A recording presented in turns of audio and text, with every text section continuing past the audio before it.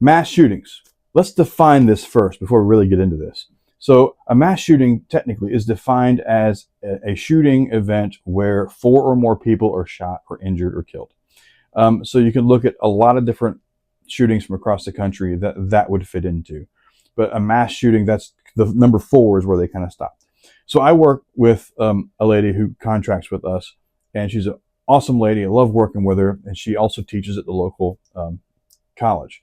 And she said that one of her students from overseas, exchange student, is researching gun violence in the United States and how he can't believe how bad it is here in the U.S.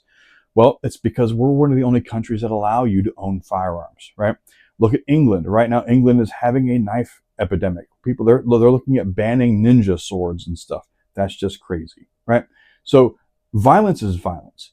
And so I wanted to take a minute to really kind of talk about, the numbers a little bit, some of the statistics from the last couple of years, and really kind of hit on what the numbers actually look like. So today, as of 2026, in 2025, we had a drastic reduction, and in 2024, we had a drastic reduction in mass shootings. There were fewer mass shootings than there have been since 2019.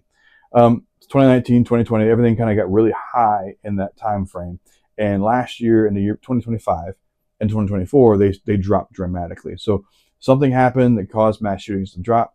I think it's great. It could be a lot of different things. Lack of reporting or things like that. But typically, where I got this information from, all that will be in the description below. This is not a right-wing bastion of conservatism media site, right? Most of them aren't. Shooting deaths also started to plummet since 2019, 2020. 2020 is really the high peak of when shootings kind of were happening. And ever since then, it has been going down steadily. But this past year, it went down even further, which is great. I think the numbers, if I'm not mistaken, were 14,700 deaths from shooting deaths in last year.